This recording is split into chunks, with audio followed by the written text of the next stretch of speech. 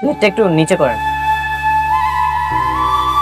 চাচা আপনি? হ্যাঁ, আমি কেউ না। চাচি আপনিও? এতদিন তো বড় লোক হয়ে ঘরের মানুষের হক মেরেছে, আর এখন গরিব সেজে গরিব মানুষের হক মারছেন। ওনাদের আর কিছুই নেই, অনেক মেঘলা তাদের সব সম্পত্তি নিয়ে তাদেরকে রাস্তার ফকির বানিয়ে দিয়েছে। হ্যাঁ বাবা, তোমার প্রথম বউ মেঘলা আমাদের সবকিছু কাইরা নিয়ে রাস্তায় আমাদের এমন ভাবে নামাইছে, বাধ্য হয়ে ওনাদের সাথে খাবার খাইতে বসছি। কি ব্যাপার, কে চলে যাচ্ছে খাবার না নিয়ে? অনেক, এটা তো রাতুর। রাতর কোথায় পালাচ্ছে? ভিক্ষা করতে এসে ভিক্ষা না নিয়ে চলে যাচ্ছিস? তোর মতো বেঈমান বিশ্বাসঘাতকের এর চেয়ে কোন পরিণতি আর হতেই পারে না। অপেক্ষা কর, দিন তো মাত্র শুরু। রাতর, তোর মনে আছে এই রাস্তায় এই ফুটপাতে তোকে কুড়িয়ে পেয়েছিল, তোকে বন্ধু বানিয়ে বুকে জড়িয়ে ধরেছিলাম, কিন্তু সেই তুই কি করলি? আমার এই বুকে ছুরি মারলি। প্রকৃতি কি বিচার দেখ, যে রাস্তায় তোকে কুড়িয়ে পেয়েছিলাম সেখানটাতেই তোকে পৌঁছে দিয়েছে। বাবাজি, মানতাছি আমরা ভুল করছি। বাবাজি, তোমার তো মন অনেক বড়। আমাদের না থাকার কোনো জায়গা নেই, খাওয়ার কোনো জায়গা নেই, তুমি আমাকে একটু আশ্রয় দাও বাবাজি। আপনাদেরকে আমার বাসায় আশ্রয় দিয়ে জীবনের সবচেয়ে বড় ভুল করেছে। আপনি আমার অনেক ক্ষতি করেছেন, আর একটা ক্ষতিও হতে দিবেন। সাপের বিষ নামলে সবলদার স্বভাবটা কিন্তু কখনোই পরিবর্তন হয়। ঠিক তেমন বেঈমানকে ক্ষমা করা গেলেও বুকে টেনে নেওয়া যায় না। লাগলে 2 প্লেট খাবার বেশি নেই, কোনো সমস্যা নেই, কিন্তু এই অনিক চৌধুরীর বুকে আর কখনো স্থান হবে না। তবে বাকি যারা আছে সবাইকে খাবার দিয়ে বাসায় এসো।